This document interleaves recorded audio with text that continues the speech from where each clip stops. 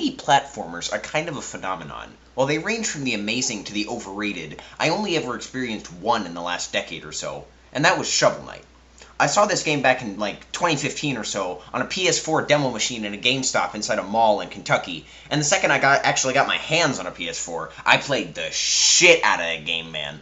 Everything just came together to give me the retro experience I never got to have, because the whole pixel platformer genre was a little before my time. And then you all know the story of how everyone bought the game, and Yacht Club promised them all three DLCs at no extra cost, and they nearly went out of business making it because they had to spend the better part of the decade working on it, but holy shit!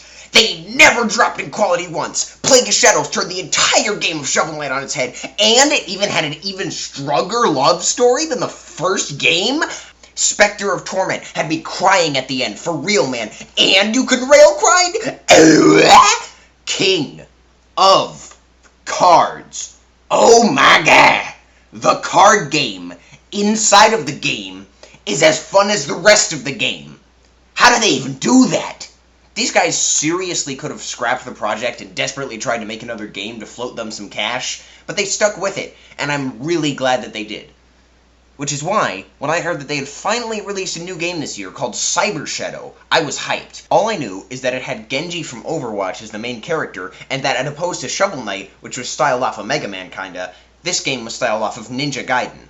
Now, the only thing I knew about the original Ninja Gaiden was that it was the game where there's a platform and you have to jump in the air to reach it, and a flying enemy knocks you into a pit. Now this is my type of game! And now, 4 months after it came out, so I'm a little late on this one, I'm finally reviewing it. Is it good?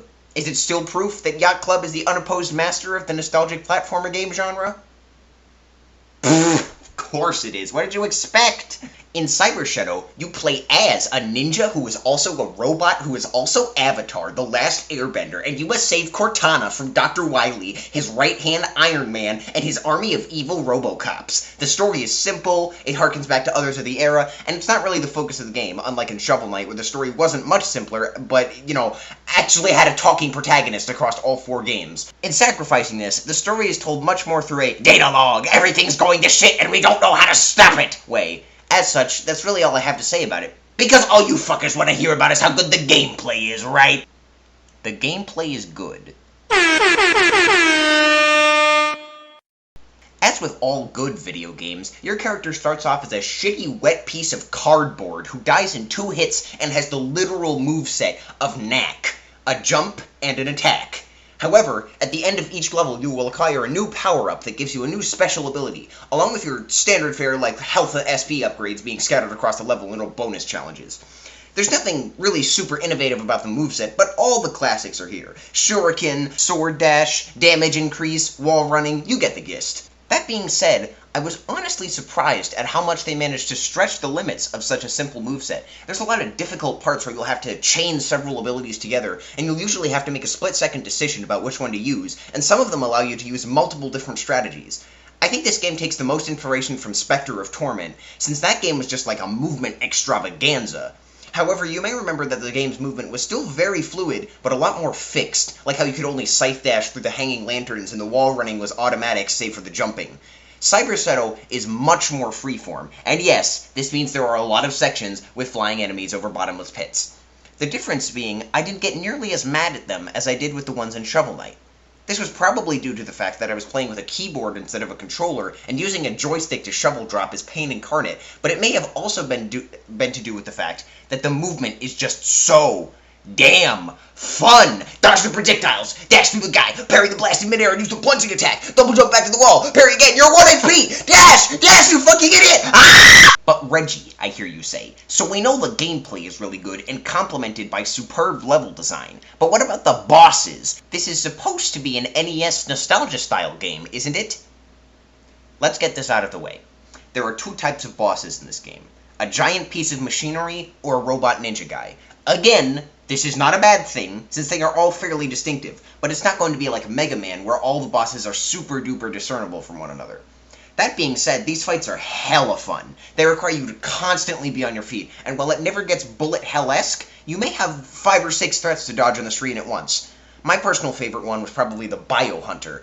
I think if you make a Cyberpunk 2D pixel platformer and don't have a boss fight where a guy with a jetpack and a really big gun fights you on top of a skyscraper, they send you to some kind of game dev gulag, and this fight is just really good regardless. Now then, let's get on to the things I don't like. Actually, it's really just one thing.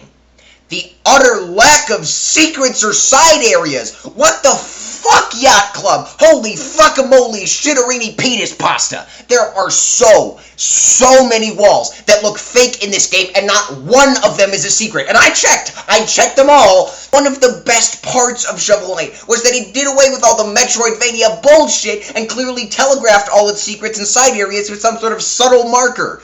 Except for the Kratos fight, but that's the one exception. Literally the only side areas in this game are either literally right in front of you, or there's like 3 areas you need to backtrack to in previous levels where you get all the upgrades. The only optional boss fights are these palette-swapped guys made of floating balls! Floating balls! Shovel Knight had the trinkets, the music notes, the wandering warriors, the cipher coins, the red skulls, the joustus cards, and what does Cyber Shadow have? I found one area there was a fake boundary at the top of the wall, and all I found was a cat fighting with some robots! Ah! And that's basically it.